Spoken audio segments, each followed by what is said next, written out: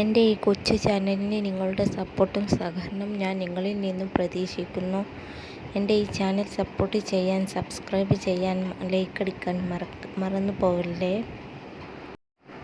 Big boss ഷോയിൽ ശിക്ഷ ലഭിക്കുന്ന ഒന്നാണ് സഹമത്സരാർത്ഥികൾക്കെതിരായ ഫിസിക്കൽ അസോൾട്ട്.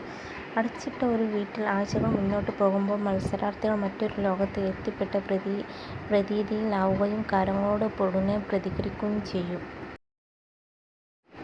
അസഹിഷ്ണുത ശാരീരികമായ കയ്യേറ്റത്തിലേക്ക് എത്താനുള്ള സാധ്യത ഏറെയാണ്. അതിനെയും അതിജീവിക്കുക എന്നതാണ് മത്സരാർത്ഥികൾക്ക് മുന്നിലുള്ള വെല്ലുവിളി. ഇപ്പോൾ ഇതാ ശാരീരികമായ കയ്യേറ്റത്തിന് ഒരു മത്സരാർത്ഥിക്കെതിരെ കൂടി ശിക്ഷ വന്നിരിക്കുകയാണ്. റസ്മിനെതിരെയാണ് അത്. കഴിഞ്ഞ വാരത്തിലെ വീക്ക്ലി ടാസ്ക് ആയിരുന്നു ഹോട്ടൽ ടാസ്കിനിടെ റസ്മിൻ ജാസ്മിനെ ശാരീരികമായി കയ്യേറ്റം ചെയ്തിരുന്നു. ടാസ്കിൽ ഒരു സമയത്ത് ജാസ്മിൻ റോബോട്ടിൻ്റെ വേഷമാണ് അവതരിപ്പിച്ചിരുന്നത്. അതിഥിയായി എത്തിയ ശ്വേതമേനോൻ പറഞ്ഞതനുസരിച്ച് നൃത്തം അവതരിപ്പിക്കുന്നത് കാണാൻ ജാസ്മിൻ എല്ലാ സഹമത്സരാർത്ഥികളെയും ക്ഷണിച്ചെങ്കിലും പവർ ടീം അത് സ്വീകരിച്ചില്ല. പവർ ടീമിൻ്റെ ഭാഗമായ റസ്മിൻ ഈ സമയം അടുക്കള ജോലിയിലായിരുന്നു.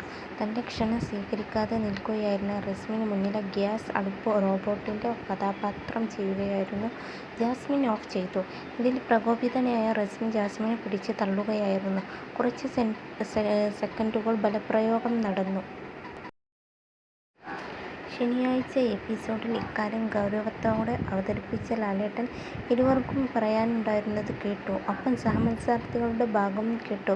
പിന്നീട് റസ്മിനുള്ള ശിക്ഷ വിധിക്കുകയും ചെയ്തു.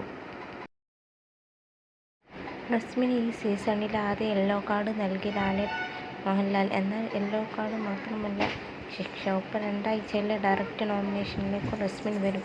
തൻ്റെ ഏറ്റവും അടുത്ത സുഹൃത്തായ റസ്മിൻ ഇത്തരത്തിൽ പെരുമാറിയത് ജാസ്മിനെ വിഷമിപ്പിച്ചിരുന്നു.